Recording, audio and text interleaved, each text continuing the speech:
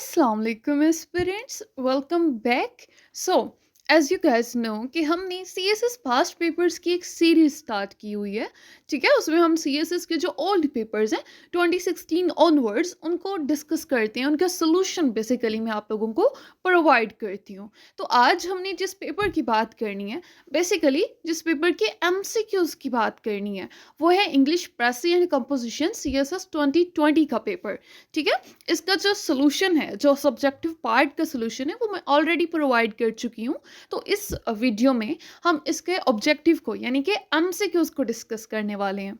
Okay, तो चलें start करते हैं। ओके, यहाँ पे आप देख रहे हैं कि 20th एमसीक्यूज है, 20th से फर्स्ट की तरफ हम जाएंगे, ठीक है। तो यहाँ पे ऑप्शन की स्टेटमेंट अगर मैं पढ़ूँ तो ये है कि choose the word date is the nearly most opposite in meaning, यानी जो ऑपोजिट है मीनिंग में, जो मुखालिफ है, किसकी बात हो रही है? एंटोनिम्स की बात हो रही है।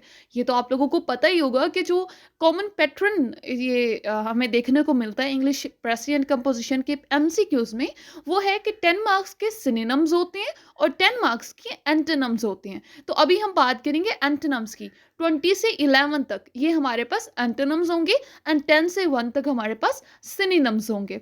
तो चलें देखते हैं। पहला वर्ड है पुह पुह। ये जो पुह पुह है ना, ये उर्दू में जो हम बोलते हैं ना छी छी, ठीक है। किसी चीज़ को जब हम पसंद नहीं कर रहे होते, डिसलाइक कर रहे होते हैं, उसकी बुराई करनी होती है, तो उस टाइम हम ये जो वर्ड्स है ये बोलते हैं, ठीक है। तो अब इसके हम अगर एमसीक्यूज की बात करें यानी ऑप्शंस की बात करें, तो हमारे पास है रेडिक्यूल, रेप्रीहेंड, रेवेज और प्रेज। तो प्रेज यानी तारीफ करना, इसका ऑपोजिट होगा, वो राइट ऑप्शन होगा। उसके बाद है हाइपोथेटिकल। हाइपोथेटिकल मतलब होता है फर्जी, ठीक है। तो यहाँ पे हमारे पास ऑप्शंस हैं अनरियल, अनसाउंड, एक्चुअल या नन ऑफ दीज। तो एक्चुअल यानी हकीकी इसका राइट आंसर होगा। उसके बाद है एक्सटेम्पोर। एक्सटेम्पोर का मतलब हमारे पास होता है बर वक्त, फौरी, ठीक है। उसके बाद है सडन, ये तो इसके सिनोनिम्स में आ जाएगा ना। उसके बाद प्रिपेयर्ड, तैयार शुदा, ठीक है। इम्प्रिंट या नन ऑफ दीज, तो यहाँ पे इसका राइट आंसर प्रिपेयर्ड होगा। उसके बाद है एग्जेजरेशन। एग्जेजरेशन का मतलब होता है बढ़ा चढ़ा कर बयान करना, ठीक है। अपनी तरफ से फर्जी बातें उसमें ऐड कर देना, जैसे फैब्रिकेट इसका सिनोनिम होगा, लेकिन हमें जो फाइंड आउट करना है वो है एंटोनिम। तो यहाँ पे फैब्रिकेट, अंडरस्टेट, कन्फैब एंड कर्स। तो यहाँ पे अंडरस्टेट यानी कम बयान करना, जो रियलिटी है उससे भी कम, तो अंडरस्टेट इसका ऑपोजिट होगा। उसके बाद है लॉडेबल।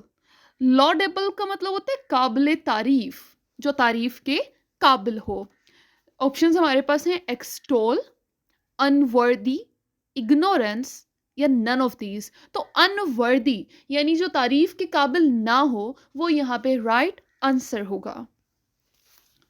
उसके बाद है कंसिस्टेंसी। कंसिस्टेंसी का मतलब होता है इस्तेहकाम, यानी एक चीज जो लगातार होती रहे, वो कंसिस्टेंट होगी, उसमें कंसिस्टेंसी होगी। तो यहाँ पे हमारे पास एमसीक्यूज हैं अनोमली, कंपैटिबल, रेगुलरिटी या नन ऑफ दीज। तो रेगुलरिटी तो इसका सिनोनिम है, एंटोनिम हमारे पास होगा अनोमली। उसके बाद है हैंडपैक्ड। हैंडपैक्ड का मतलब होता है बीवी का ताबे, ठीक है। उस पर्सन को कहते हैं दैट ही इज हैंडपैक्ड, ठीक है।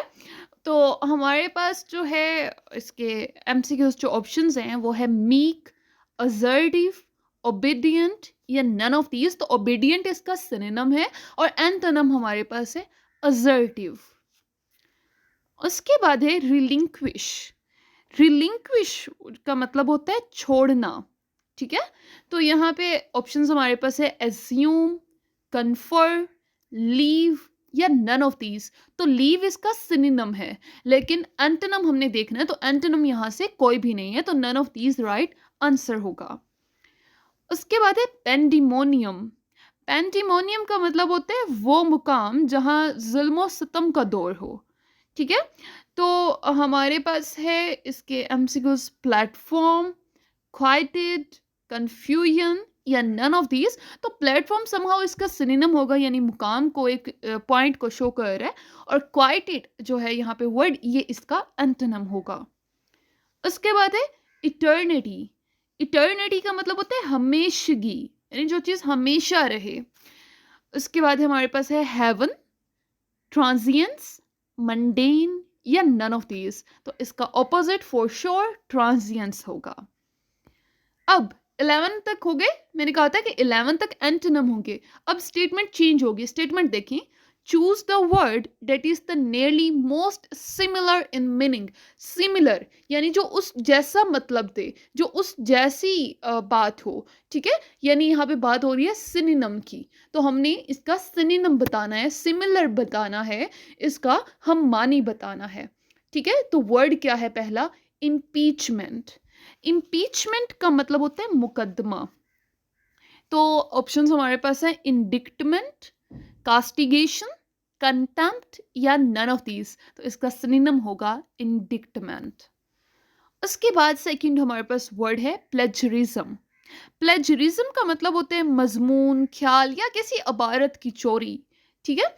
तो हमारे पास यहाँ पे ऑप्शंस हैं कॉपी, पायरेसी, डेवियंस या बोथ ए एंड बी। तो बोथ ए एंड बी होगा। कैसे? कॉपी का मतलब होता है एक जगह से दूसरी जगह सेम एज इट इज चीज को ले जाना, और पायरेसी चोरी की सेंस में आता है, तो of course both A and B right answer होगा।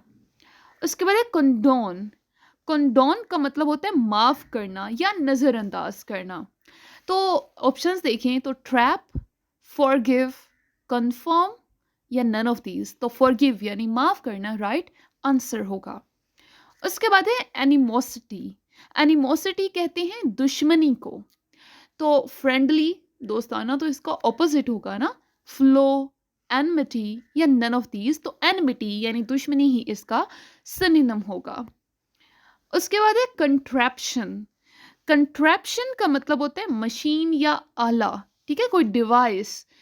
तो यहाँ पे हमारे पास एमसीक्यूज हैं फॉलो, इंट्रिग, स्टीकर या नन ऑफ दीज, तो इससे मिलता जुलता तो कोई है ही नहीं, तो none of these right answer होगा।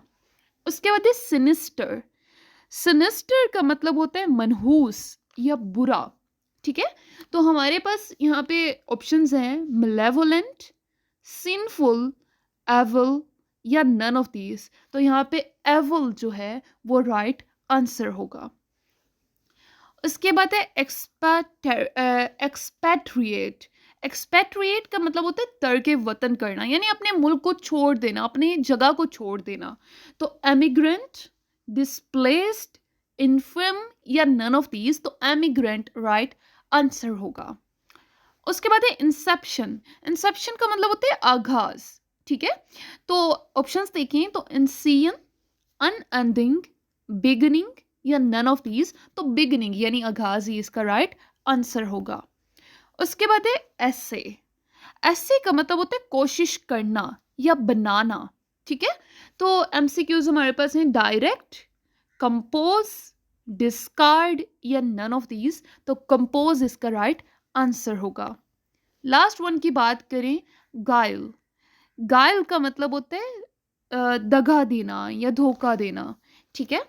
तो ऑप्शंस हमारे पास हैं स्लाइनेस, डिसेंसी, ब्लेम या नन ऑफ दीज, तो राइट आंसर होगा स्लाइनेस। आई होप कि ये चीज़ें आपको समझ आ गई हैं। कोई कंफ्यूजन है तो आप फॉर श्योर पूछ सकते हैं।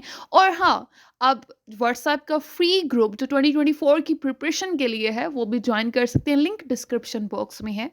Thank you.